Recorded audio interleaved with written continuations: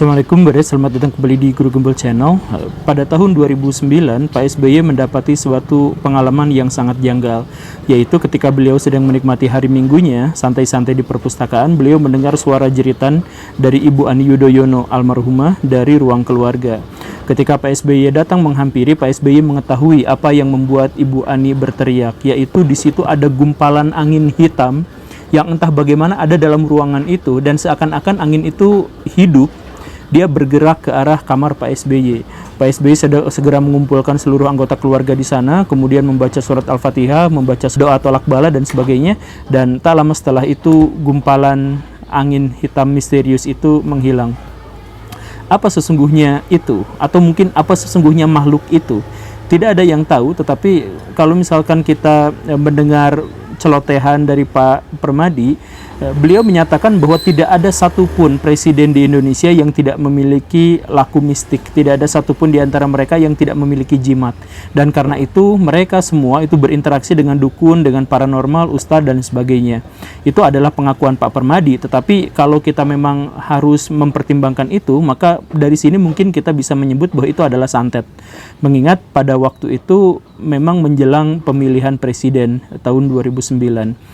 Kalau seandainya pengakuan ini disampaikan oleh orang-orang yang di pinggir jalan gitu, yang ngobrol-ngobrol di warung kopi dan sebagainya, atau youtuber-youtuber mistik dan sebagainya, ya mungkin kita punya banyak alasan untuk menolaknya, untuk menganggap bahwa itu adalah hoax. Tetapi pernyataan ini justru adalah pernyataan dari seorang presiden atau dari seorang yang memiliki kredibilitas, seorang yang terpercaya.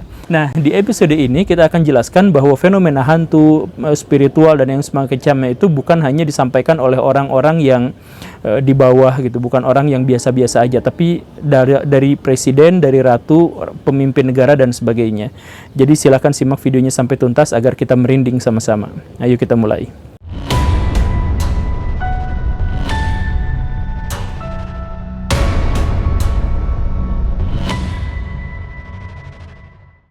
Baraya mengenal Ratu Wilhelmina, ya tentu saja Baraya harus mengenalnya karena beliau adalah Ratu Belanda dan memiliki hubungan yang sangat kuat dengan kemerdekaan Indonesia karena masa jabatannya ya sama.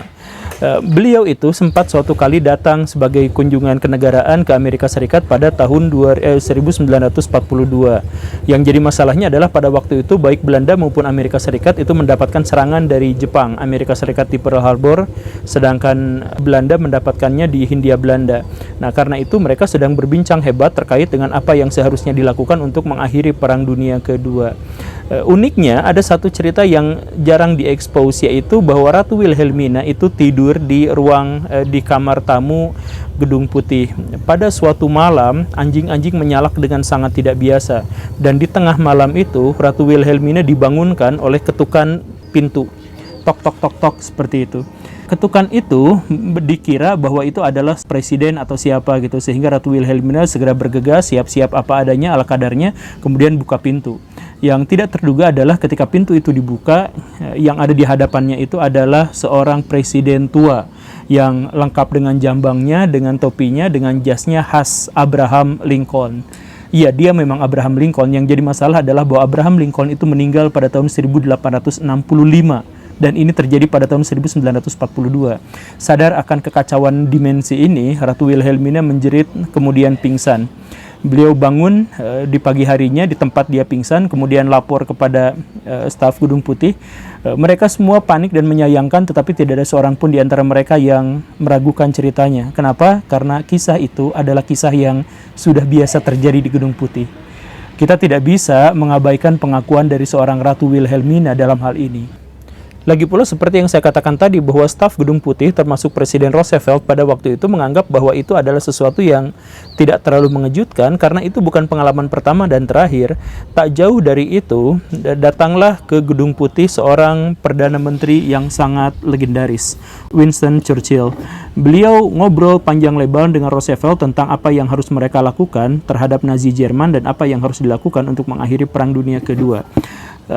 Churchill itu adalah seorang dalam tanda kutip pria sejati yang seringkali begadang. Pada suatu malam itu, beliau jam 11, jam 12 malam itu masih rebahan di bathtubnya sambil ngudud cerutu yang sangat legendarisnya itu. Menjelang dini hari beliau bangkit, kemudian masuk ke kamarnya untuk tidur. Tetapi masih dalam kondisi telanjang bulat, di dalam kamar itu sudah ada orang yang tentu saja lagi-lagi adalah Abraham Lincoln. Dia sedang duduk di depan perapian, sedang merenung. Winston Churchill kaget, tetapi gara-gara dia adalah seorang bekas tentara, seorang perwira yang tidak mudah takut dan diintimidasi, kekagetan itu langsung saja berlalu dan malah diajak main, diajak heureuy itu si hantunya itu. Churchill bilang, "Aduh Pak, kedatangan Bapak itu membuat hari-hari saya akan menjadi sial," gitu. Karena dalam cerita Inggris itu kalau kita ketemu hantu berarti besoknya akan apes gitu kan. Nah itu jadi sindiran. Jadi Winston Churchill mengatakan bahwa Anda itu hantu dan kemunculan Anda di sini membuat saya sial. Lincoln pada waktu itu hanya tersenyum ketus sebelum akhirnya menghilang sama sekali. Jadi apa itu? Apakah itu benar-benar hantu? Yang jadi masalahnya itu adalah bahkan Abraham Lincoln sendiri pernah melihat hantunya sendiri ketika beliau masih hidup. Dan ini terjadi pada tahun 1860-an. Jadi ceritanya beliau itu sedang bersiap-siap, bergegas mau bekerja sebagai presiden. Tetapi ketika dia sedang siap-siap di depan cermin, dia melihat di dalam cermin itu ada refleksi dirinya tentu saja, tapi bukan hanya satu, dua orang. Jadi ada dua Abraham Lincoln di dalam cermin itu. Yang satunya biasa-biasa aja dirinya, yang satu lagi pucat dan gerakannya tidak sama seperti yang digerakkan oleh orang aslinya. Dia bergerak dengan cara yang berbeda, ekspresinya juga berbeda. Itu dikomentari oleh banyak orang, termasuk istrinya yang seorang dukun, mengatakan bahwa dalam hal itu adalah sebuah ramalan. Maksudnya Lincoln akan menjabat dua kali, tetapi jabatan yang kedua itu tidak akan diselesaikan paripurna, akan berhenti di tengah jalan. Entah bagaimana ceritanya, tetapi itulah. Cuman maksudnya, ternyata bahkan Lincoln sendiri melihat hantunya sendiri. Jadi kalau misalkan dalam kepercayaan orang-orang Islam, mungkin itu yang dimaksud dengan korin atau yang semacam itu ya. Jadi jin pendamping gitu. Jadi ketika Lincolnnya meninggal, nah si jin yang dimaksud itu masih dilihat oleh orang ratusan tahun kemudian. Ya, tapi siapa yang tahu, cuman masalahnya memang begitulah apa adanya. Apakah Lincoln berbohong? Ya, sulit untuk menyebut bahwa beliau itu berbohong. Tetapi kita cari selain di Gedung Putih ya. Di Rusia itu banyak juga kejadian-kejadian janggal di Kremlin.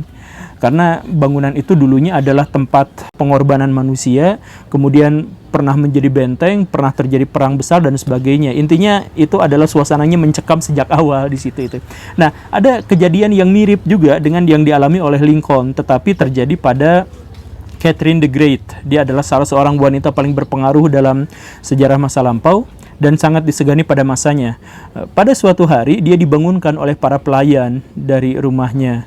Dia kaget, dia marah, kenapa dibangunkan seperti ini, tetapi akhirnya dia tahu alasannya apa. Para pelayan itu kebingungan karena dia melihat Catherine itu sedang tidur di ranjangnya, di kamarnya. Tetapi di tempat lain, di ruang kerjanya, dia juga melihat Catherine sedang santai-santai duduk ongkang-ongkang. Bagaimana ceritanya ada dua Catherine the Great di situ? Makanya yang satu dibangunkan, tolong apa yang sesungguhnya terjadi? Catherine datang ke ruang kerjanya melihat ada perempuan lain di situ dan itu adalah dirinya sendiri. Dengan wajah yang sumringah, wajah yang cerah dan tersenyum ramah, menatap padanya.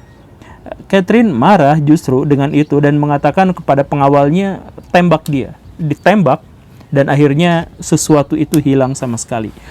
Apa itu? Apakah itu hantu, doppelganger, atau apapun? Dan mungkin juga Baraya pernah melihat hal-hal yang semacam ini. Karena saya, atau secara pribadi saya juga pernah mengalami hal yang semacam ini. Nantilah kapan-kapan diceritain. Tetapi cerita saya bisa diterima atau enggak, maksudnya ya siapa juga saya gitu. Tapi Catherine the Great itu adalah seorang yang tidak berbohong. Bagaimana ceritanya dia dan bagaimana para pelayannya yang jumlahnya puluhan itu melihat sesuatu yang janggal dan sampai sekarang belum bisa dijelaskan dengan akal sehat. Saya skeptis terhadap banyak hal, tapi skeptis itu artinya adalah bahwa saya tidak percaya kalau tidak ada buktinya, misalkan seperti itu. Tetapi saya tetap membuka kemungkinan tentang hal-hal yang seperti itu. Mungkin saja di masa depan kita bisa memahami hantu secara lebih jelas. Mungkin penampakan-penampakan yang dilihat orang-orang itu memang nyata seperti itu, tetapi ada penjelasan yang lebih ilmiah lagi. Kita tidak pernah tahu masa depan bagaimana. Yang pasti di masa lalu pernyataan-pernyataan itu keluar dari tokoh-tokoh yang terkemuka, yang kata-katanya dianggap sebagai kata-kata yang tidak berbohong. Kita pindah ke Jepang di zaman modern. Di sana ada sebuah gedung yang sangat megah, yang sangat mewah, dan menjadi gedung bagi Perdana Menteri. Jadi siapapun yang menjadi Perdana Menteri akan tinggal di sana dan bekerja di sana. Di situ juga angker karena di masa lalu di situ ada Perdana Menteri yang bunuh diri, sebelum-sebelumnya juga para samurai berperang di situ dan lain sebagainya. Pokoknya di situ adalah gedung yang memiliki sejarah yang sangat kelam.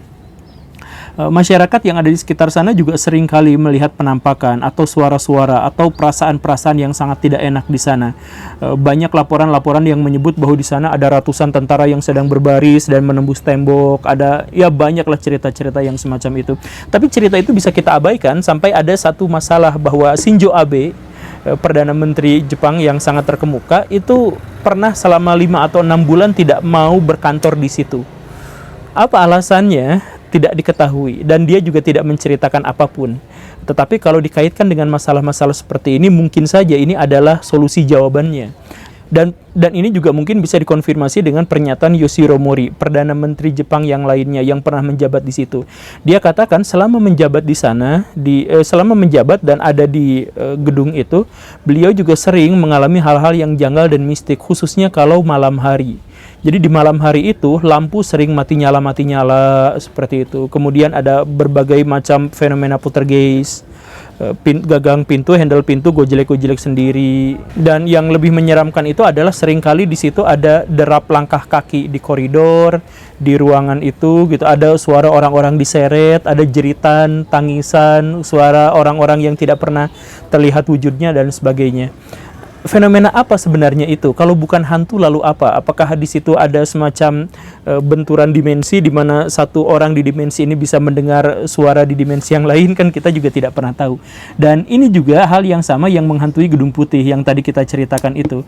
Jadi misalkan Jimmy Carter sampai sekarang juga mengalami hal yang sama seperti yang diceritakan oleh Yoshiro Mori. Cuman kalau yang sebelum-sebelumnya dikatakan bahwa hantunya itu adalah Presiden Lincoln, maka Jimmy Carter itu mengatakan semua presiden itu dikutuk, kalau mati dia tetap akan jadi hantu di situ. Makanya ketika beliau sedang bekerja di situ, derap langkah kaki, suara orang-orang, gumaman-gumaman dan sebagainya itu sering sekali terjadi. Gorden jendela buka tutup, lampu mati nyala dan sebagainya itu katanya sampai beliau mengakhiri masa jabatannya masih mendengar suara-suara semacam itu atau pengalaman-pengalaman itu. Mengherankan bukan? Ya, saya harap Baraya takut dengan ini, dengan cerita-cerita semacam ini. Berarti kalau Baraya takut, saya sukses untuk nakut-nakutin Baraya. Gitu ya. Nah, kita lanjut ceritanya. Pada tahun 1881, itu Raja George yang pada waktu itu masih jadi pangeran, itu sedang mengemudikan kapal perangnya, tetapi kapal perangnya rusak dan harus diperbaiki di Melbourne, di sekitaran Melbourne di Australia. Beliau santai-santai di situ sampai satu malam beliau menyaksikan satu hal yang aneh. Di depannya kapalnya itu ada kapal besar lain yang lewat, tetapi setelah ada tepat di depan haluannya kapal itu berhenti. Yang aneh dari kapal itu adalah kapal itu butut banget, rongsok banget, tapi masih bisa jalan dan menyala. Bukan menyala karena api, tetapi di dalamnya berpendar warna merah dari dalam ruangannya, sehingga orang-orang yang di dalam kapal Raja George itu, atau pada waktu itu Pangeran George itu, melihat interior di dalamnya. Jadi saking terangnya. Tetapi apa sebenarnya itu tidak pernah jelas. Dan penampakan itu cukup lama dan disaksikan bukan hanya oleh Raja George, tetapi juga oleh kakaknya, Pangeran Albert, kemudian kru kapal semuanya melihat. Dan setelah beberapa jam, penampakan itu akhirnya hilang dengan kapal itu melebur, hancur, seperti dijentikan sama Thanos gitu, dan akhirnya semuanya terkubur di dalam lautan. Apa yang sesungguhnya dilihat tidak pernah diketahui, tetapi Pangeran George pada waktu itu menyebut bahwa itu adalah Flying Dutchman. Saya sih mengiranya itu adalah Nyi Roro Kidul karena ada di selatan Jawa. Sekitar 100-an tahun sebelumnya di Indonesia ada kejadian unik juga, dan ini adalah kejadian yang berbeda sama kejadian-kejadian sebelumnya, karena kejadian-kejadian sebelumnya itu adalah penampakan yang dilihat oleh pemimpin negara tetapi tidak memberikan dampak apapun terhadap masyarakat, sedangkan yang di Indonesia justru malah berdampak luar biasa bahkan sampai hari ini. Apa kejadiannya? Jadi Syarif Al-Qadri, seorang sultan di Kalimantan, itu dia baru diangkat pada tahun 1771 itu. Dia kemudian memutuskan di tahun itu juga untuk mencari tempat yang bisa dijadikan sebagai ibu kota kerajaan. Dia menyusuri sungai dan akhirnya dia menemukan ada pertigaan, ada cabang sungai seperti itu, dan dia pikir di sini tanahnya enak, tanahnya subur dan dekat dengan laut lepas, sehingga dia memutuskan untuk mendirikan kota di situ. Tetapi ketika sedang berkemah, ketika prajurit-prajuritnya sedang mengumpulkan data terkait dengan tanah itu, dia diganggu oleh setan perempuan yang cekikikan ke sana ke sini,